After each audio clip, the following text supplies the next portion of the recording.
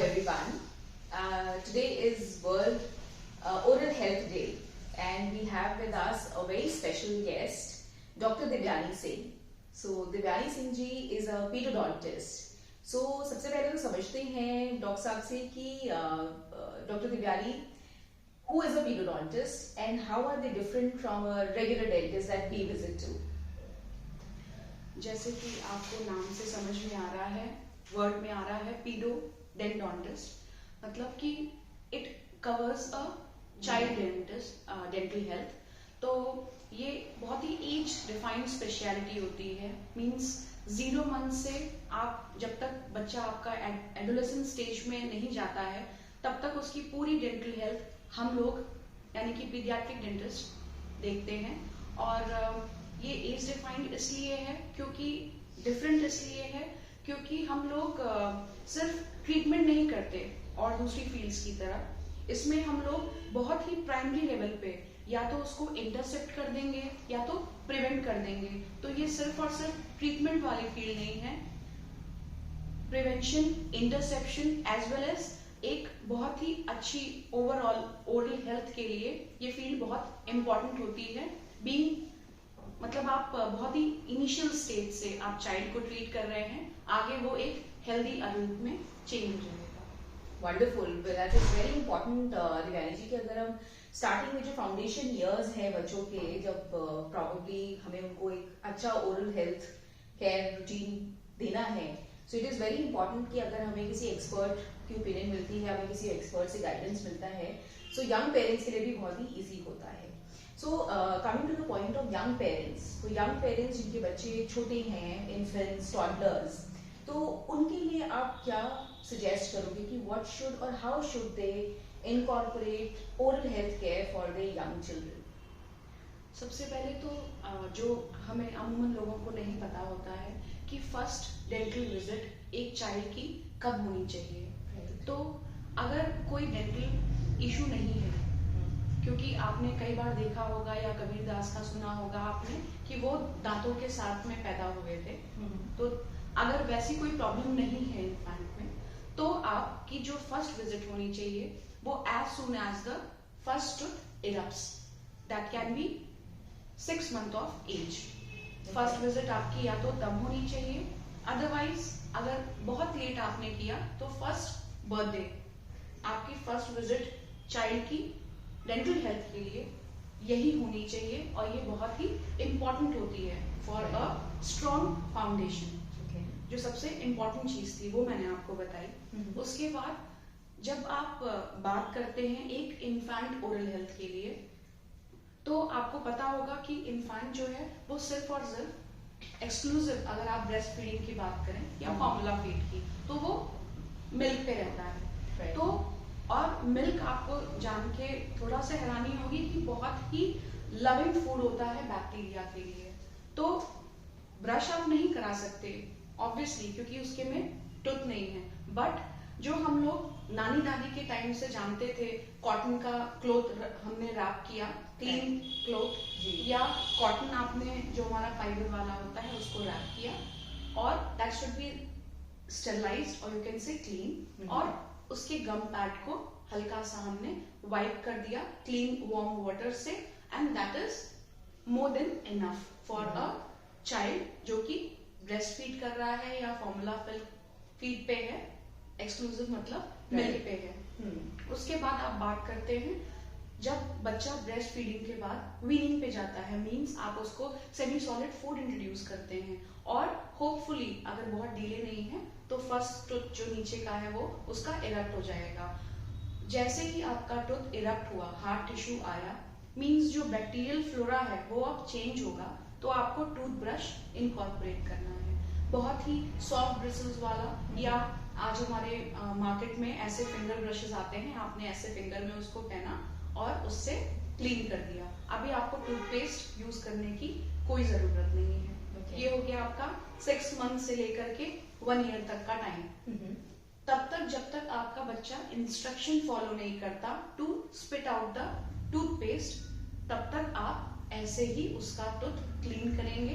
And most important, tongue clean करना बहुत जरूरी है। सिर्फ और सिर्फ टूथ नहीं, टंग भी, क्योंकि आपने देखा होगा अधिकतर अपने घर में बच्चों को जब आप प्यार कर रहे हैं, कुछ भी कर रहे हैं, तो टंग पे एक पूरा व्हाइट कोट सा रहता है मिल्क फीड करने वालों को, तो वो क्लीन करना भी बहुत जरूरी है होता है, क्योंकि वो सिर्फ और सिर्फ मिल्क का नहीं होता है, उसमें बैक्टीरिया भी होते हैं। तो ये हो गया आपका एकदम स्टार्टिंग में, जो आप कहते हैं कि हम अभी फाउंडेशन बना रहे हैं किसी घर की, ये एकदम स्टार्ट आपका क्लीन हो गया। उसके बाद जब आपका मिल्क टूथ आता है, फिर परमानेंट टूथ में वो चेंज होता है, तब तक हमारी फील्ड उसको कवर करती है बच्चे के हेल्थ को।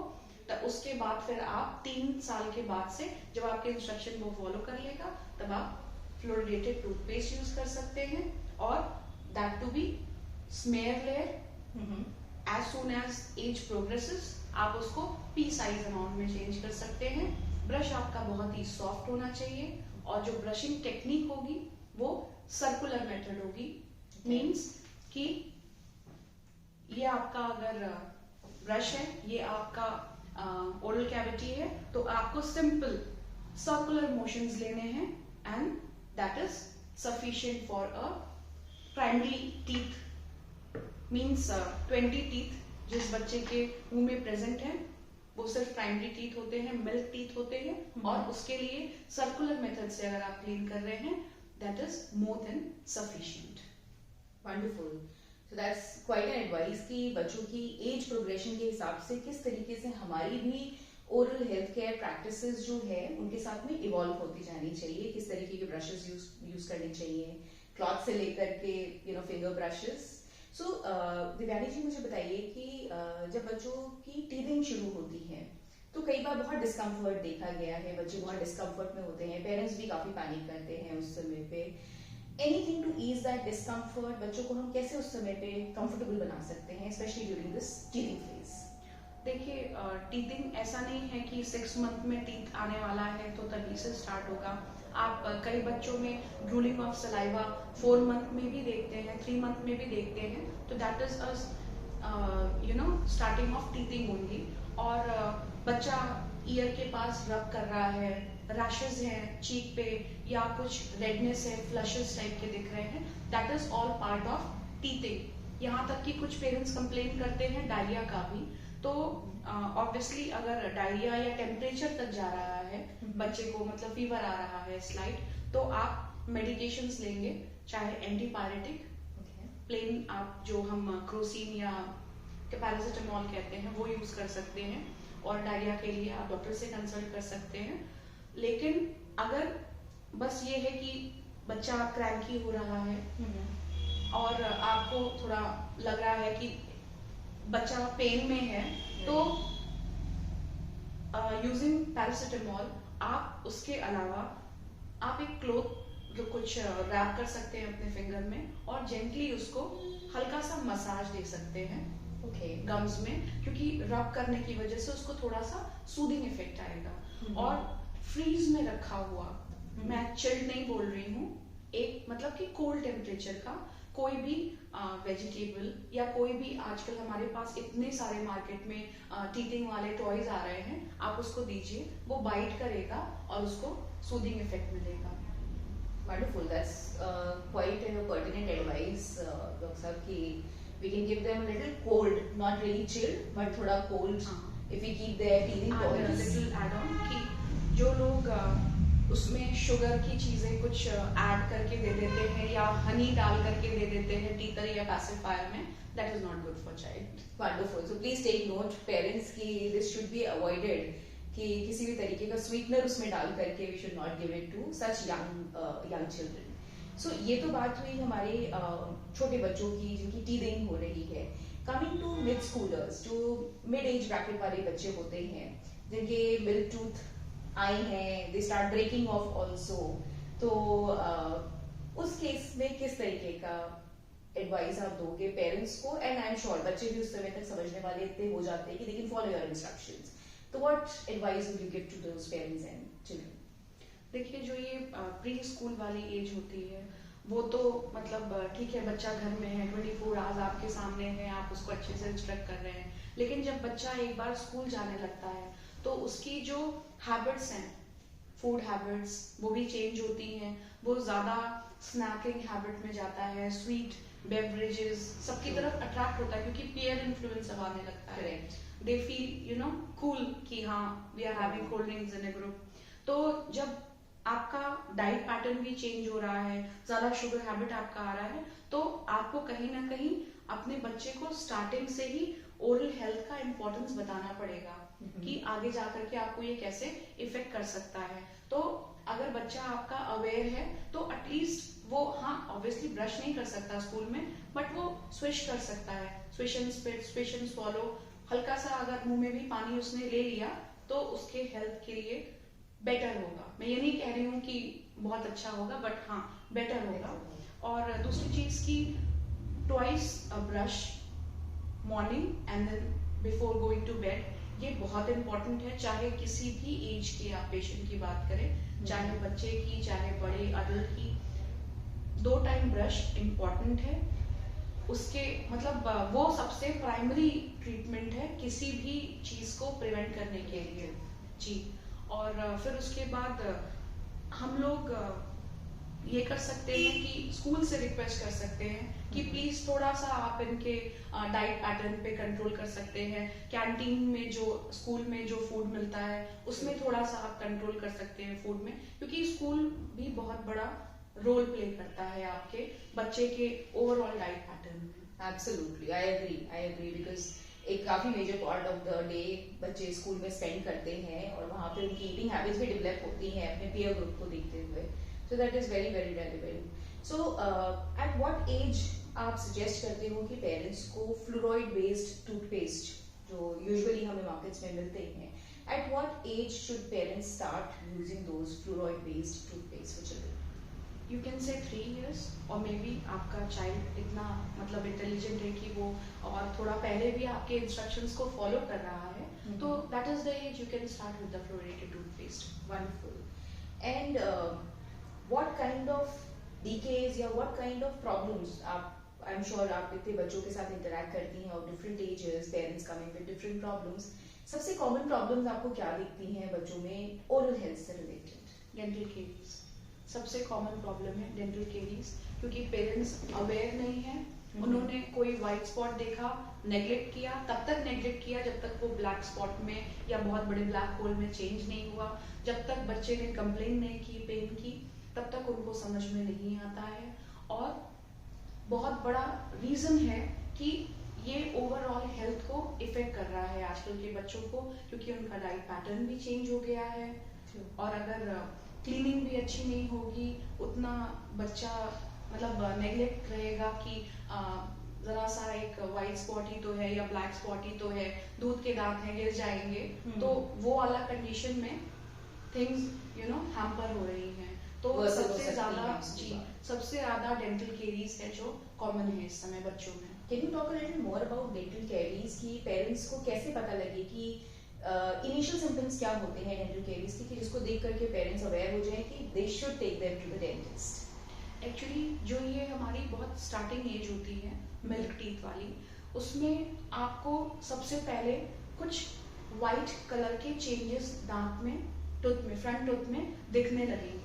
उसके बाद वो पोस्टीरियर टूथ में स्प्रेड करते हैं, नीचे लोअर आर्च में स्प्रेड करते हैं। उसका मतलब एक स्प्रेड करने का भी एक प्रोसेस है। तो एज सून एज आपने फ्रंट टूथ में देखा, वैसे ही आपको डेंटिस्ट को विजिट करना चाहिए उसके ट्रीटमेंट के लिए, क्योंकि अगर डेंटिस्ट ने उसी स्टेज पे उसको इंटरसेप्ट कर दिया तो पहली बात तो वो उस टूथ को वहीं पे या तो रीमिनरलाइज कर देगा या तो रेस्टोर कर देगा।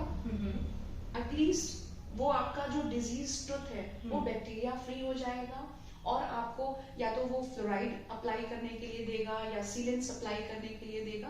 तो एटलीस्ट आपका जो बैक्टीरियल लोड है कभी खत्म नहीं होता, हाँ, बट डिक्रीज कर जाएगा। तो जो आपका बच्चा सीवियर डेंटल केरीज का कहीं ना कहीं एक्सपोजर पाने वाला था, वो वहीं पे रुक जाएगा। See that's a very important thing, क्योंकि बहुत छोटी चीजें हैं बट शायद उसको ओवरलुक करते करते वो काफी वर्सन हो जाती हैं। We see so many children with really bad teeth, है ना। एक्सक्लूसिवली वो बच्चे जो नाइट टाइम में बॉटल फीड करते हैं या नॉक्टर्नल फीडिंग करते हैं, उनमें क्या होता है कि बॉटल ली उन्होंने और ले करके वो एक साइड में कोई भी तरफ टर्न करके सो गए। अब वो जो मिल्क है वो तो ड्रिप हो रहा है बॉटल से, वो पूल हो गया उस साइड में। अब वो जो डायरेक्ट कांटेक्ट है मिल्क का उतने पूरे आपके डेंटिशन से वो बहुत बुरी तरह इफेक्ट करता है। तो इसीलिए डेंटिस्ट जो है अब नॉक्टर्नल फीडिंग को एकदम डिसकंटिन्यू करने के लिए कह रहे हैं, यहाँ तक कि ब्रेस्ट फीडिंग को। It's quite a point because usually बच्चों की आदत होती है, पेरेंट्स की भी आदत होती है, मदर्स की कि फीड करते करते ही बच्चे सो जाते हैं at that young age. So very important that ये छोटी छोटी चीज़ों का अगर हम ख्याल रखें तो we can make sure that their oral health is in a good shape. So बहुत से बच्चे जो है at mid schooler stage पे देखते हैं कि teeth grinding ये भी बहुत common issue which I see in a lot of young children. Anything you want to talk about that? Specifically teeth grinding or some habits are you talking about? Teeth grinding सोते में जैसे दांत पीसने की कई बच्चों को हैबिट होती है, तो एनीथिंग। एक्चुअली मैम ये टीथ ग्राइंडिंग सिर्फ टीथ से रिलेटेड नहीं होता है। मोस्ट ऑफ द टाइम देखा गया है कि अगर बच्चे को वर्म्स हैं स्टमक में तो भी बच्चे टीथ ग्राइंडिंग करते हैं। तो हम लोग पहले तो रिकमेंड करते हैं कि आप डीवर्मिंग करिए, हो सकता है वहीं से इंटरसेप्ट हो जाए। अगर उसके बाद भी डिसकंटिन्यू होता है, नाइट टाइम बच्चा टीथ ग्राइंडिंग कर रहा है, उसके जो दांत है वो इरोड हो रहे हैं, दैट मीन्स कि there is some habit of biting the teeth, तब हम उसको एज अ ब्रक्सिज्म ट्रीट करते हैं। दैट डिजीज कह लीजिए या habit is called as bruxism, और तब हम उसको माउथ गार्ड देते हैं या कुछ बाइट ब्लॉक टाइप का दे करके इंटरसेप्ट करते हैं उस हैबिट को, जिससे कि फर्दर जो यहाँ की मसल्स हैं या जो टीथ हैं वो और डैमेज ना हो और बच्चा जो है आराम से सो पाए, क्योंकि ये बहुत पेनफुल प्रॉब्लम होती है। Thank you so much. That's really important point that you highlighted. So Divyani ji, we have understood कि बहुत सारी तरीके के challenges आते हैं बच्चों की oral health को लेकर के। So कोई and you very rightly mentioned कि diet एक बहुत बड़ा role play करती है, and diets have changed over last several decades. तो कुछ ऐसी चीजें जो आप recommend करोगे parents को कि there are things that parents should encourage their children to eat and or things which parents should ensure that children should avoid completely, जिससे कि उनकी oral health अच्छी रह सके। एक्चुअली तो ये इम्पॉसिबल है, क्योंकि हम लोग चाहते हैं बहुत चीजें बच्चे अवॉइड कर दे पर नहीं करते हैं। They tend to नहीं चाहिए because those are extra attractive things, extra sweetened things and obviously extra tasty भी लगते हैं, more addictive also, naturally। वो ऐसे फ्लेवर्स डाल के देते हैं कि आप अडिक्ट हो उसके लिए, अनहेल्दी चीजों के लिए। तो जो सबसे इम्पोर्टेंट चीज है इसमें कि जो हमारा पीडियाट्रिक डेंटिस्ट्री का अलग से जो हमारा एसोसिएशन है इंडिया का या अमेरिका का या हमारा जो वर्ल्ड हेल्थ ऑर्गेनाइजेशन है, ये रिकमेंड करता है, एक पिरामिड दिया हुआ है to just to make understand पर पीपल कि उनका डाइट पैटर्न कैसा होना चाहिए। पिरामिड का आपने शेप देखा होगा, तो नीचे ब्रॉड होता है और ऊपर एकदम पॉइंटेड एंड होता है। तो जब आप ब्रॉड एंड से ऊपर पॉइंटेड एंड की तरफ मूव करते हैं तो जो आपकी हेल्दी चीजें हैं that is carbohydrates, right, starch नहीं कहोगे आप, स्टार्च इज अनहेल्दी, जैसे कि हमारा ब्रेड है, जो चीजें मतलब कार्बोहाइड्रेट से रिलेटेड है, हमारा व्हीट है, ग्रेन्स है, ये सब चीजें एकदम ब्रॉड बेस में आती हैं, राइट। जैसे आप ऊपर मूव करते हैं आपकी वेजिटेबल्स आती हैं, उसमें पैटर्न में शो करती है। फिर आपका फ्रूट्स आता है, फ्रूट और वेजिटेबल बहुत ही ज्यादा क्वांटिटी में शो होता है उस पिरामिड में, जिससे कि आप जितना ज्यादा फाइबर फूड लेंगे आपका डेंटिशन उतना अच्छा होगा। उसके बाद फिर आप जैसे जैसे ऊपर की तरफ मूव करेंगे, एक तरफ आपका डेयरी प्रोडक्ट है, एक तरफ आपका एनिमल बाय प्रोडक्ट्स हैं, और एकदम एंड में जो सबसे पसंद है हम लोगों को, that is at the end of the pyramid and that is those oily fatty things और maybe you say sweet and sugary snacks जो बच्चे हमारे फ्रीक्वेंटली कंज्यूम करते हैं, that is for only several times, और वो भी बहुत ही कम क्वांटिटी में, that is mention in that pyramid. Wonderful. So I think parents should take care of this कि जितना फाइब्रस फूड बच्चे खाएंगे उतना बेटर है उनकी protein.